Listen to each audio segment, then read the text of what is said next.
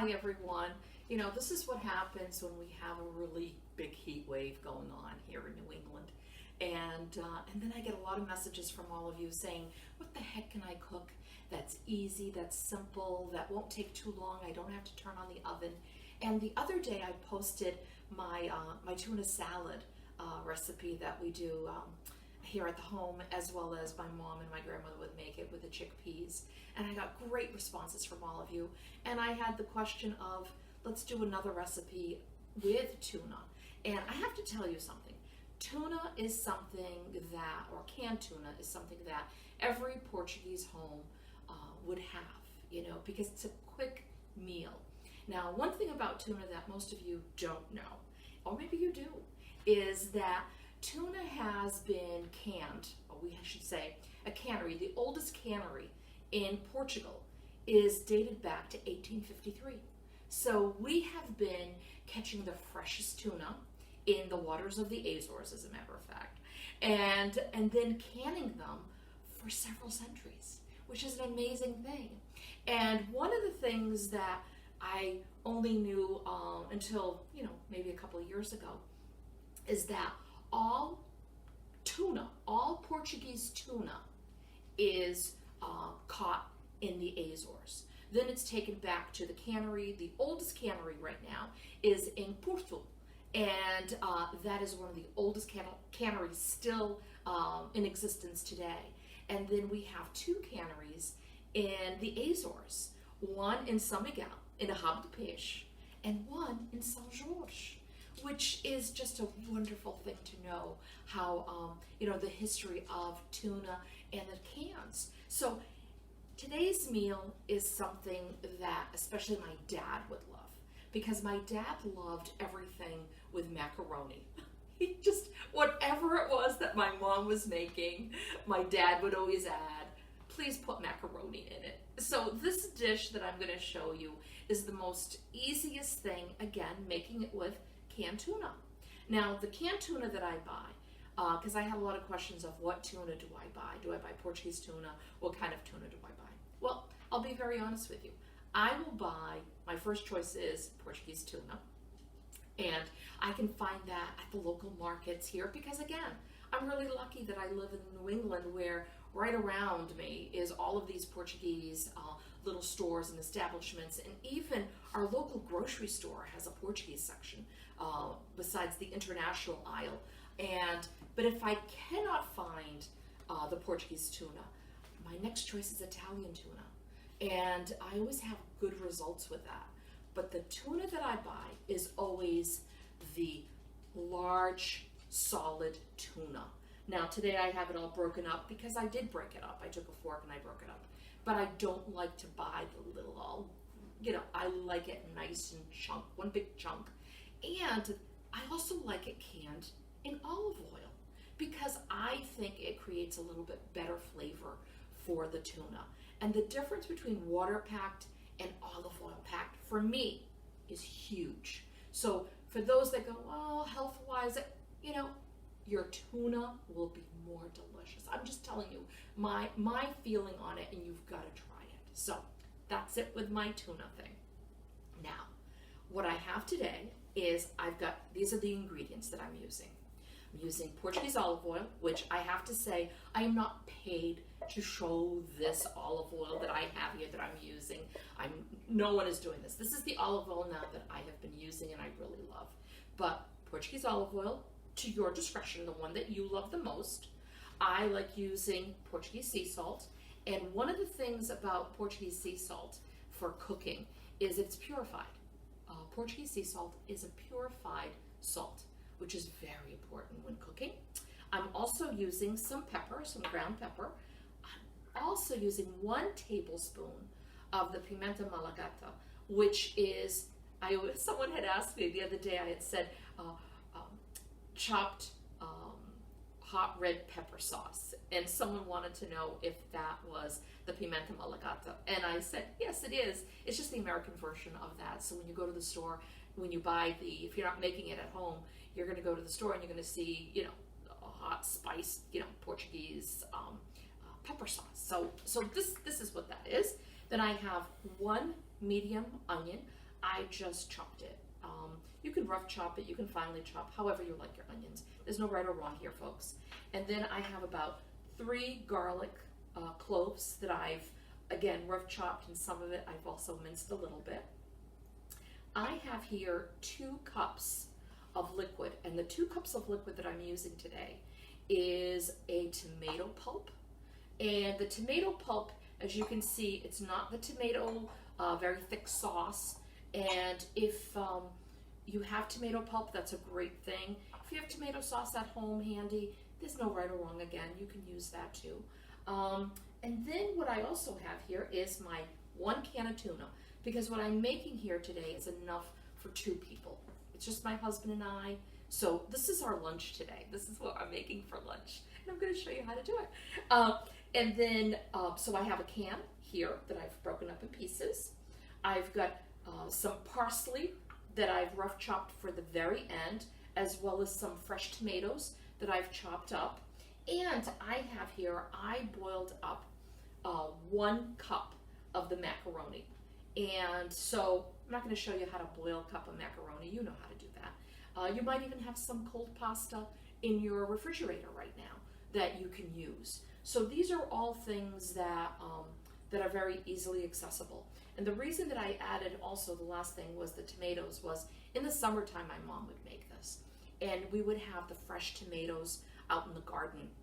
So she would add the tomato pulp and add some water to it sometimes to break it down a little bit more. And then she would add the chopped tomatoes at the very end. So what I'm going to do, since I don't have any garden tomatoes yet, it's still a little bit too early, I have some wonderful tomatoes that I picked up this morning at the market, and I just rough chopped them in half, and we're going to add that in. So let's get started. Okay, so how we're going to begin is we're going to add our olive oil to the very bottom of the pan. Now, I like enough olive oil that it covers the whole bottom. Okay, so here we go. It's a nice amount. Let that get a little bit heated up. You don't need the cover on this. And the first thing I'm going to add to the oil will be the onions, okay? So let's add that. Let's see. I don't know if this is hot enough yet, but let's start, okay?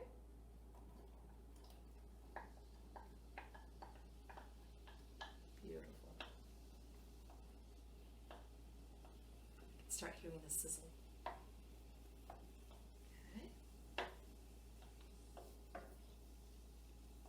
You know what? I think I'm going to add just a little bit more olive oil on that.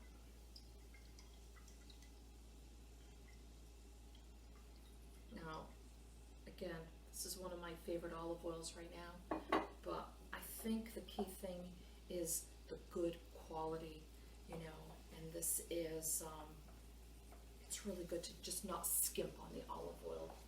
That's just my feeling on it, okay?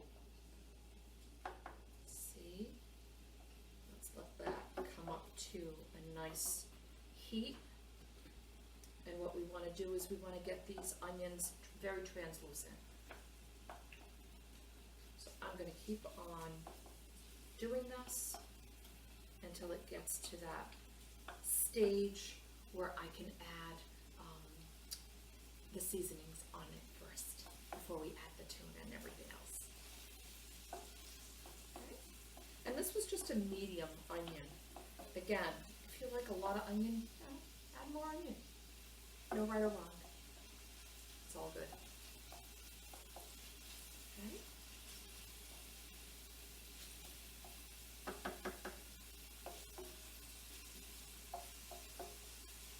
Beautiful. I'm going to add just a little bit of the sea salt. Top of those onions. I'll do a little bit more. Just a couple. Yeah.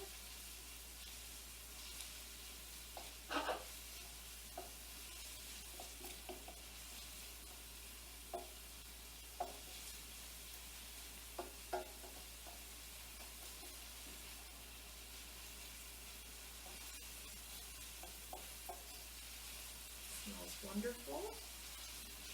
You can see the onions are getting a little bit more and more translucent. Just want to get a little bit more than that. Just a bit, there's some of them that have not yet gone.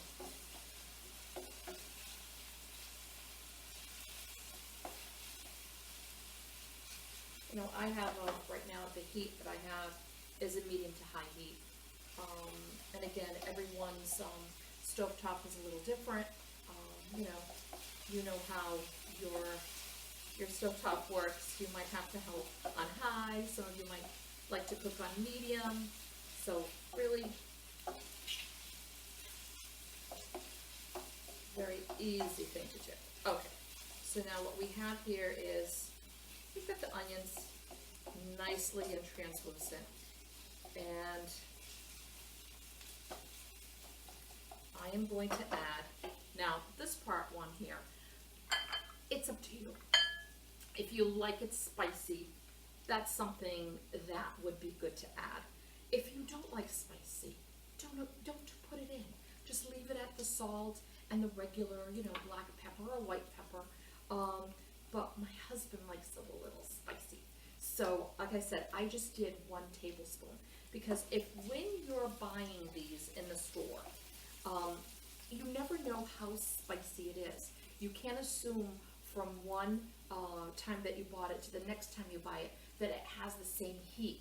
You really have to try it. And this one that I bought, it really is very, very spicy. So 1 tablespoon for us is more than enough. So I'm going to add 1 tablespoon in here.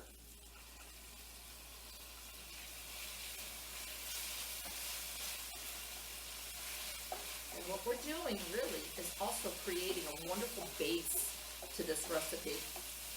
Hear the sizzling going on here. This is really great. Smells amazing. Okay. And what I'm going to do next is I am going to add the pulp. And the pulp will go in here.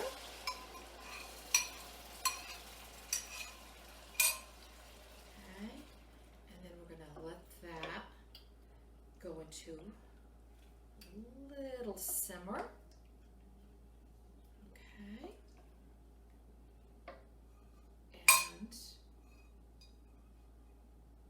at this point here, you can add a little bit of your black pepper if you want to as well.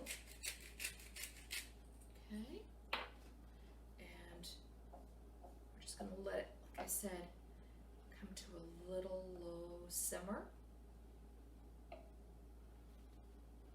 And what I like to do is I like to add garlic after I add this, the pulp. Ooh, it's starting. Because I don't like adding the garlic with the onions because you have a higher chance of burning the garlic. And that's one thing you don't want to do, because once you burn garlic, your food will taste bitter, and that you don't want. So as it's starting, I like to add 3 cloves of garlic. I put 3, but I have to tell you, the cloves of garlic were gigantic. But that's okay, we love garlic. If you want to add more or less, again, up to you. Oh my goodness, it smells amazing.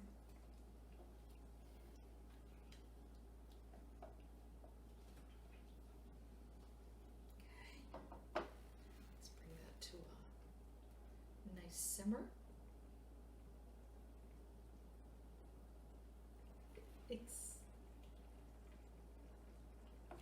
so easy.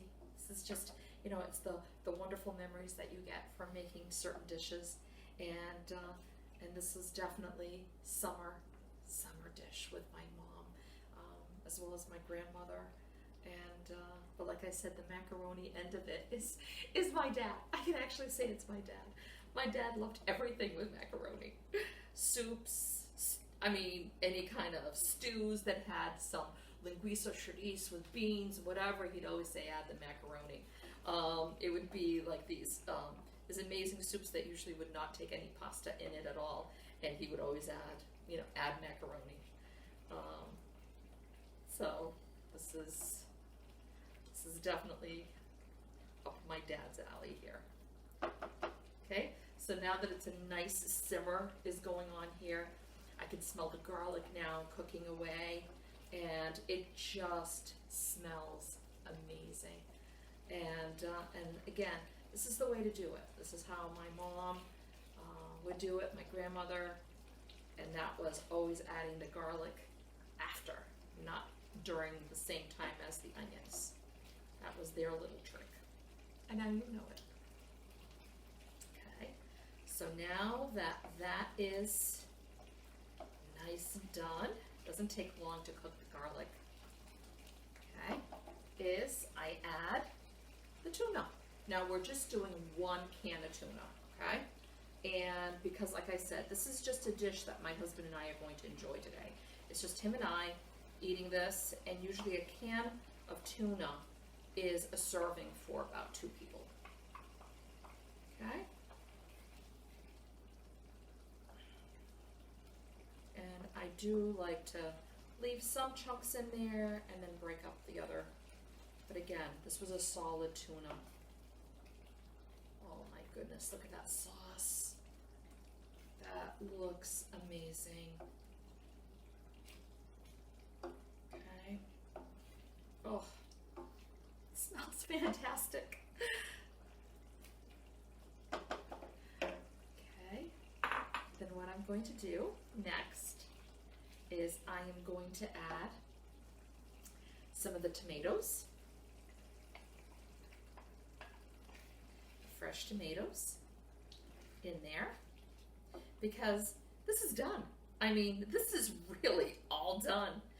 And the last part is this, adding the cooked macaroni. Again, 1 cup of cooked macaroni. Adding it in there. The chopped tomatoes. That. Look at that. This is I said this is enough for 2 people, but I think I need to call my neighbors to come on over and enjoy this, because if you had this with a nice salad or just eat all this here, oh my God. I think my husband, who is looking over there, going, oh my God, I can't wait for lunch.